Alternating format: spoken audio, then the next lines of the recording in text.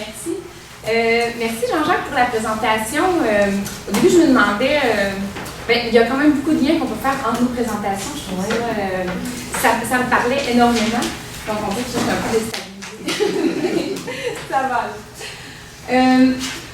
Donc, c'est ça, aujourd'hui, ma présentation, la question des stratégies d'adaptation mises en œuvre par les organismes qui offrent des services de francisation et d'alphabétisation aux immigrants.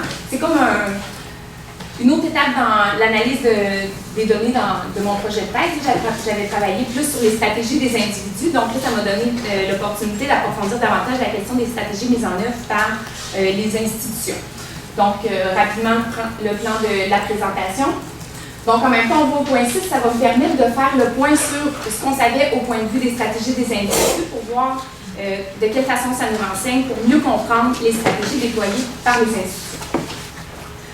Donc, mon projet de thèse porte sur le parcours social d'apprentissage du français de réfugiés adultes d'origine bhutanaise qui sont installés dans la ville de Québec depuis 2009. Donc, il y a 3 principaux objectifs. Le premier est de voir c'est quoi l'utilisation et l'appropriation qui font des ressources qui sont mises à leur disposition en matière d'alphabétisation et d'apprentissage du français.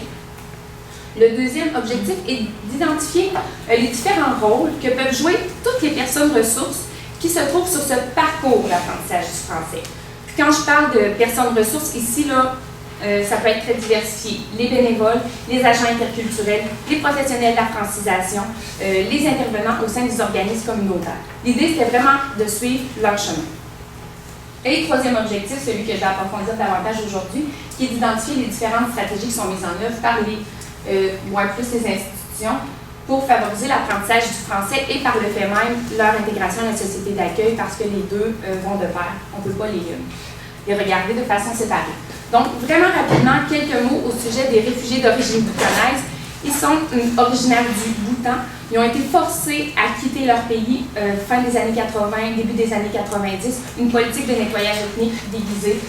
Ils sont allés au Népal, pays de leurs ancêtres. Ils sont restés là pendant une vingtaine d'années en situation d'apatridie prolongée. Donc, c'est en 2005, à l'initiative du Haut-Commissariat pour les réfugiés, que 8 pays se sont consultés et ont dit « OK, il faut trouver une solution à ce problème-là ». Le Canada fait partie des pays qui ont accepté d'accueillir des réfugiés d'origine bhutanaise sur leur territoire. Donc, entre 2009 et 2012, il y a 600 de ces réfugiés qui ont été accueillis dans une vingtaine de communautés au Canada. La ville de Québec faisait partie de ces communautés d'accueil.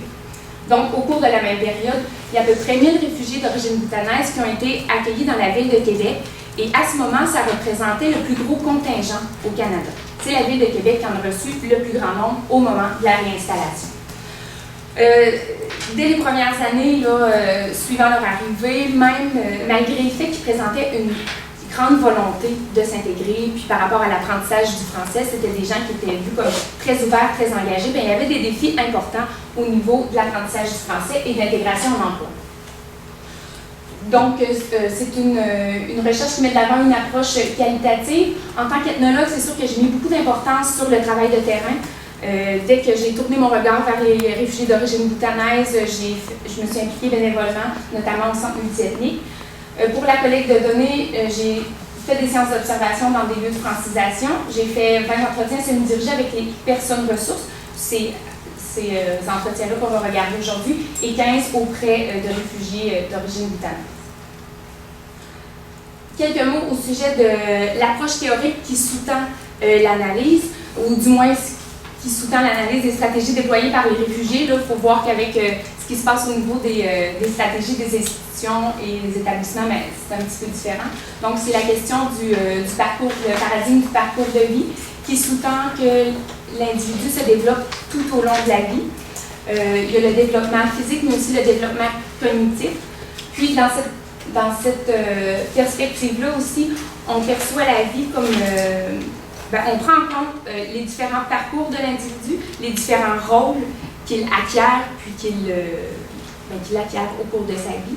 Puis, on prend en compte aussi le fait que la vie est composée de transitions.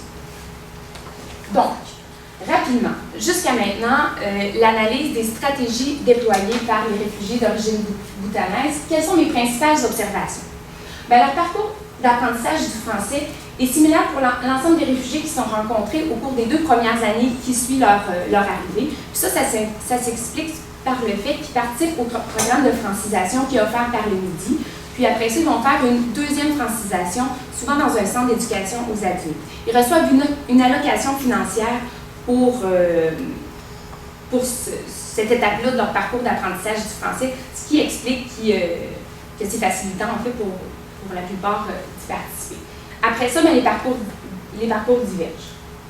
L'expérience de la francisation en tant que telle, on voit aussi que ça présente des défis d'ordre cognitif, toute la question des nombreux apprentissages à faire, lecture, écriture, ceux qui sont en alphabétisation, c'est extrêmement exigeant, mais aussi la question des défis d'ordre, que j'ai nommé ici un défi d'ordre moral, mais tout ce qui est en lien avec l'adoption d'un code commun de comportement, la distance hiérarchique, comment être en classe.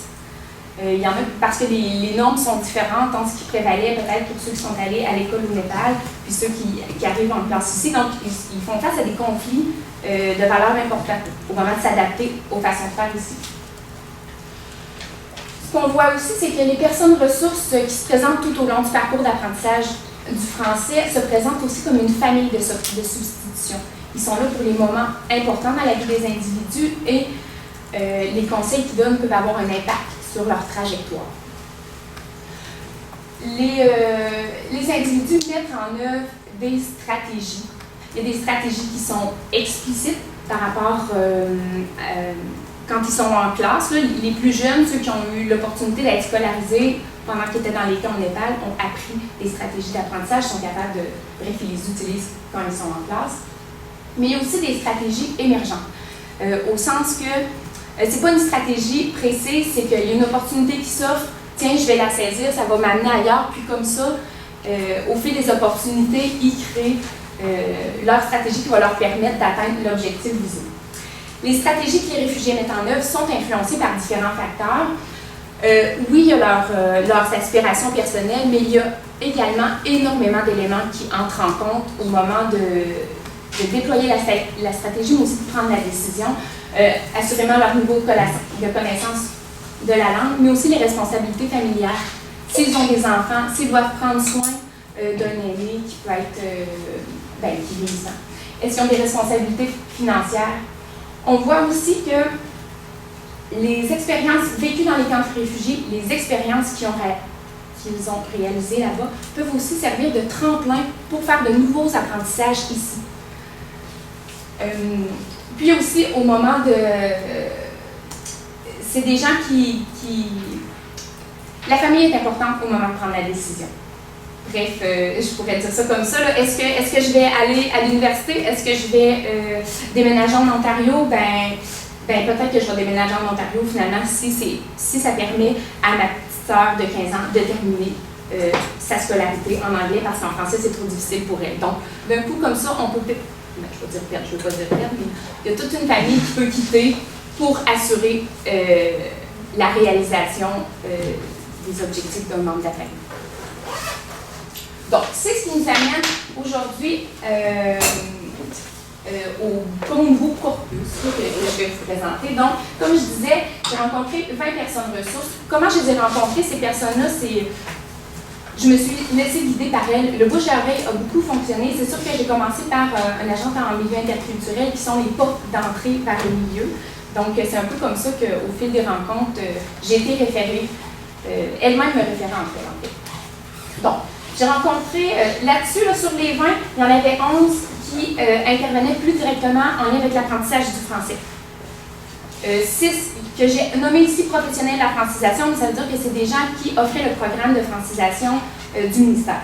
Ça ne veut pas dire qu'ils étaient nécessairement en francisation au Cégep de Sainte-Foy. Il y avait 3 intervenants en alphabétisation qui dans des organismes communautaires, puis 2 dans d'autres organismes communautaires, un qui offrait des services de façon spécifique aux immigrants, puis un autre qui offrait des services aux familles qui ont des enfants d'âge préscolaire. Donc, les principaux défis rencontrés en ce qui concerne l'alphabétisation et l'enseignement du français pour ce groupe de réfugiés-là, qu'on offre le programme de francisation du ministère ou qu'on intervienne au sein d'un organisme d'alphabétisation, les défis sont sensiblement les mêmes.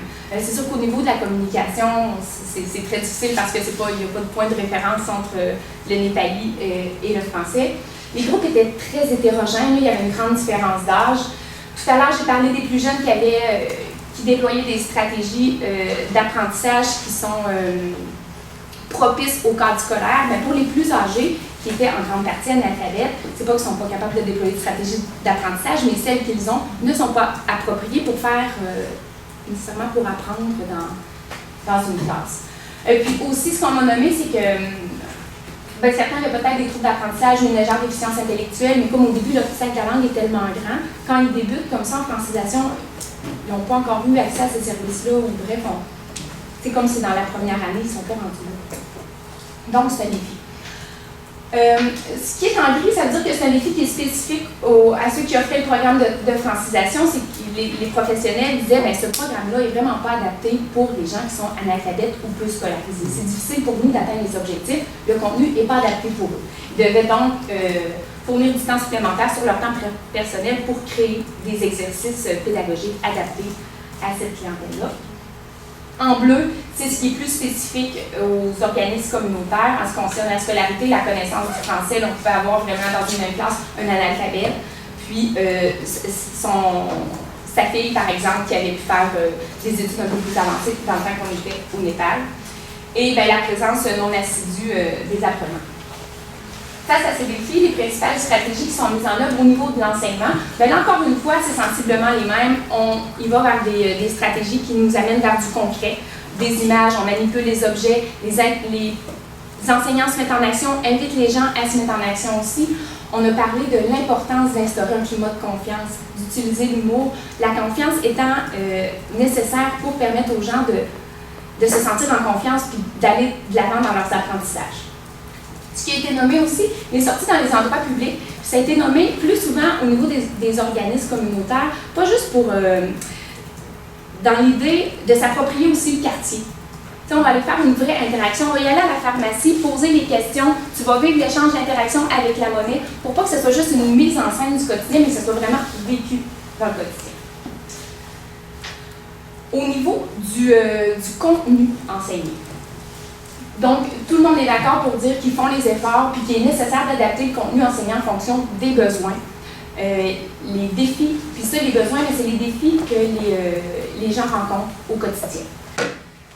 Ça peut être faire une transaction, justement, au supermarché, un changement d'adresse lors d'un déménagement. Donc, il les amène à travailler sur ces exercices-là. En bleu, ce qui a été nommé au niveau des organismes communautaires, qui n'est pas possible avec le programme de francisation, mais d'adapter les horaires en fonction des disponibilités. Pour un organisme qui reçoit un petit groupe, comme ça, c'est plus facile de dire, OK, pour vous, 8 heures c'est trop tôt, il y a les enfants à la garderie, mais parfait, on va le faire à 9h30. Ça sera de 9h30 à 11h30. Quel jour qui vous convient mieux? De cette façon-là, eux pouvaient adapter les horaires. Puis ils m'ont mentionné aussi que c'est une adaptation qu'ils devaient maintenir tout au long de la petite session parce que, bon, ça change. Aussi adapter l'offre de cours en fonction des besoins. Puis c'est pour ça que je disais, c'était plus facile pour eux de créer des groupes et des séries d'ateliers pour faire écho un peu à un besoin qui a été nommé par Christiane ce matin. Les mamans qui venaient juste avoir un bébé, puis ça coupe comme leur francisation. Leur participation au programme de francisation se retrouve souvent dans une situation d'isolement. Donc, deux organismes qui ont reçu des jeunes mamans qui se sont dit, on va créer une série d'ateliers adaptés pour vous.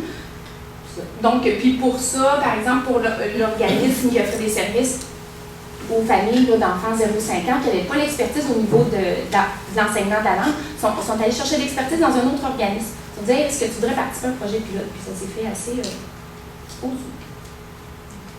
Donc, au niveau des principales observations.